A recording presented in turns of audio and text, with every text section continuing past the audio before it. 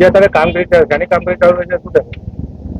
આજે જે નડિયાદની અંદરથી પસાર થતો દાંડી માર્ગ, આ દાંડી માર્ગ ઉપર જે ખાડા પડ્યા છે અને અમુક જગ્યાએ રોડનું ધોવાણ થયું. આખો રોડ ધોવાયો નથી, પણ અમુક જગ્યાએ રોડની સરફેસ નીકળી ગઈ. તો એવી જગ્યાએ આ રોડનું સમારકામ કરવાનું શરૂ થયું છે. દાંડીમાં સ્ટાફની અછત છે. સ્ટાફની અછતના કારણે આપણે આ કામ અત્યારે આરએનબી પાસે કરાવીએ.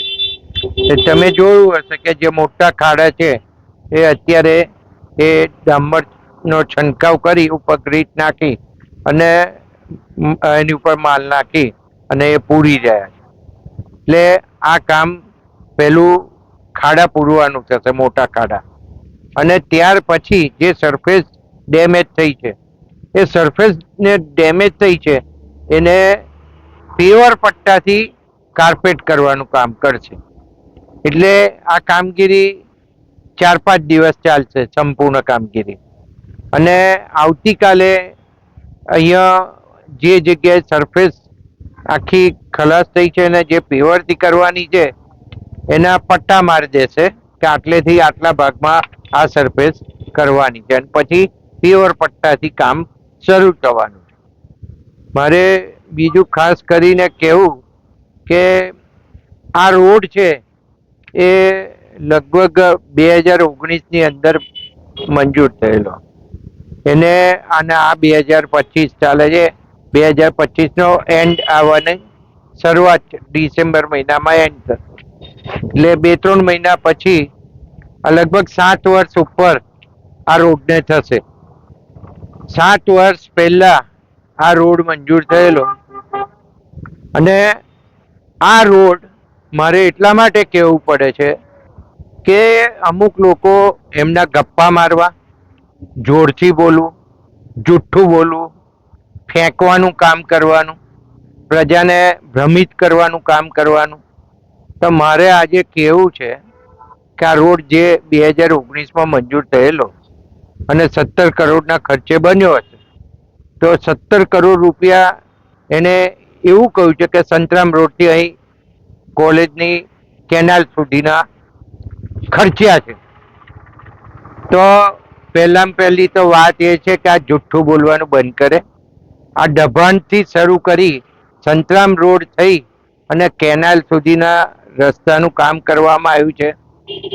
આ રસ્તાની અંદર જે તે સમયે દાંડી માર્ગમાં સેન્ટ્રલ ગવર્મેન્ટમાંથી મંજૂર થયેલો, અને સેન્ટ્રલ જે આખી પહેલી ગ્રીલ છે એ ગ્રીલ આખી નવી નાખવામાં આવી છે, અને છેક મિશન સુધીની ગ્રીલ એ નવી નાખવામાં આવી છે. એની ઉપર જે પોલ છે, ઇલેક્ટ્રિકના પોલ, જે સ્ટ્રીટ લાઇટના પોલ છે, એ સ્ટ્રીટ લાઇટના પોલ પણ નવા નાખવામાં આવ્યા છે. સાઈડોમાં ફૂટપાથ છે, એ ફૂટપાથ પણ નવી બનાવવામાં આવી છે. અને અમુક જગ્યાએ સ્લેબ ડ્રેન લેવામાં આવી છે. તો 40% જેવું કામ સ્લેબ ડ્રેન ને બીજું બધું છે ફૂટપાથનું ને એનું, અને બાકીનું રોડ કાર્પેટિંગ, એમાં જુદા જુદા લેયર આવે એ જુદા જુદા લેયરથી આ રોડ બન્યો હતો. તો એનું કામ છે, અને રોડ ફર્નિચરનું કામ છે. તો આ તમામ કામ છે ને એ પહેલા કોંગ્રેસના સમયમાં એ કાગળ ઉપર રોડ બનતા હતા. ભાઈ નરેન્દ્ર મોદી સાહેબના રાજમાં એ બધી સિસ્ટમો જ્યારથી અહીં આવ્યા ત્યારથી બંધ થઈ ગઈ છે. અને આ રોડની સંપૂર્ણ ચકાસણી થાય ત્યાર પછી જ પેમેન્ટો થતા હોય છે. અને રોડ તૂટવો આટલા વર્ષ થાય તો તૂટવો એ સ્વાભાવિક વસ્તુ છે.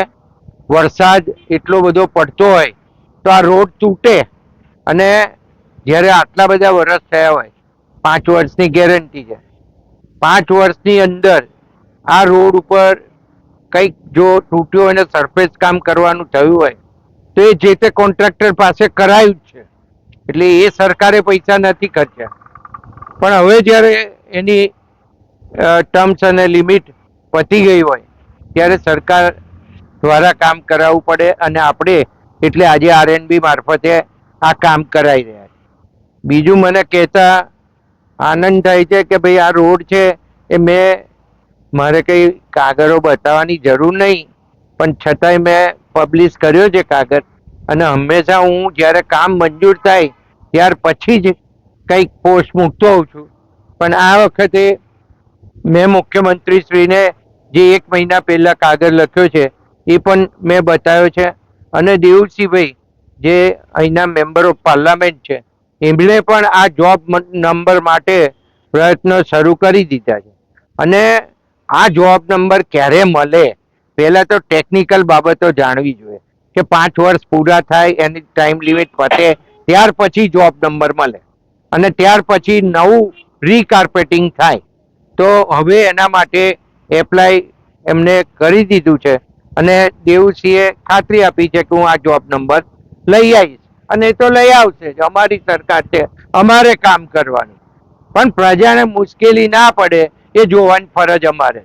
બીજું, જ્યારે ને ત્યારે ખાડા બતાવીને પોસ્ટો તો મૂકે છે અને અધિકારીઓને જઈને ધમકાવાના, આ તો બિલકુલ ગેરવાજબી વાત છે. કારણ કે આ બધી અધિકારીઓ હોય, એન્જિનિયર હોય, તો તમે પૂછો એમને એન્જિનિયરને કે ટેકનિકલ બાબત હોય છે અને હું ચાલુ ચોમાસામાં ચાલુ વરસાદે આ કામ કરી શકવાના નથી. બીજું, આ રોડ ઉપર ભેજ હોય ને, ભેજ, તો એ માલ છે ને ચોટે નહીં. અને ચોટે ને તો એ હેવી ટ્રકો અને હેવી વાહનો જતા હોય એટલે એ નીકળી જ જાય માલ અને તૂટી જાય. આવું બને એટલે એ આઈને એમ એવું સમજાવે તો એનો વિષય નથી ભાઈ, આ એન્જિનિયરનો વિષય છે. અને એન્જિનિયર આ સારી રીતે જાણતા હોય કે પેચકામ કેવી રીતે ક્યારે કરવું એ બધું એમને ખબર જ હોય. છતાં પણ એમાં વેટમિક્સ ખાડા પડી ગયા હોય તો વેટમિક્સનો માલ 3 થી 4 વાર ખાડામાં નખાયો છે એ પણ હકીકત છે. એટલે પ્રજાને મુશ્કેલી ના પડે એવું તો કરવામાં આવ્યું. બીજું, ઘણા મોટા ભાગના રોડ ઉપર પાણી ભરાઈ રહે છે. આ પાણી ભરાઈ રહે છે, તમને ખબર છે કે મુખ્ય સમસ્યા કઈ છે? અને એ જ્યાં સુધી એ કોમ્પ્લેક્સ નહીં હટે અને એની નીચેની સ્લેબ ડ્રેન ખુલ્લી નહીં થાય, પાણીનો નિકાલ પૂરેપૂરો ઝડપથી નહીં થાય, ત્યાં સુધી આ પાણી ભરવાનું ચાલુ રહેવાનું છે. એના કારણે વધારે રોડ જલ્દી તૂટવાનું કારણ એ પણ એક છે. જે જગ્યાએ સિમેન્ટ કોન્ક્રીટનું કરવાનું હતું એ જગ્યાએ કર્યું છે. જે જગ્યાએ એમને જે સરફેસ જે પ્રમાણે રાખવાની હતી, જેટલી નીતિ રાખવાની હતી, અને એ જગ્યાએ પાણી ભરાતું હતું, એની બાજુમાં જે ડ્રેન હતી, સ્ટ્રોમ વોટર ડ્રેન, એને પણ ચોખ્ખી કરીને એમાંથી પાણીનો નિકાલ થઈ જાય છે.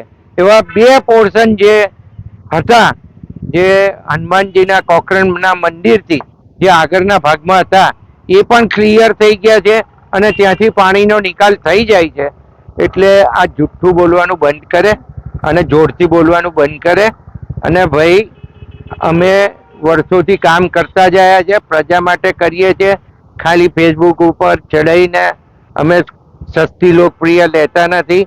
અને કોઈ પણ કામ મંજૂર થાય ને પછી જ અમારી પોસ્ટ ચડતી હોય છે. અને બીજું, ટેકનિકલી અમે જ્યારે ખાતમુહૂર્ત કરતા હોય ત્યાં કોન્ટ્રાક્ટરને સ્પષ્ટપણે કહેતા હોય છે કે ભાઈ ક્વોલિટીમાં નો કોમ્પ્રોમાઇઝ. એટલે અમે તો અમારી સૂચનાઓ આપતા જ હોય છે, પણ જે બેફામ બોલવાનું છે એ પહેલાં તપાસી લે, ચકાસી લે, નહીં તો પછી આ તમારી જે વાયરલ થયેલી પોસ્ટો છે એના જવાબ તમને મળતા રહેવા.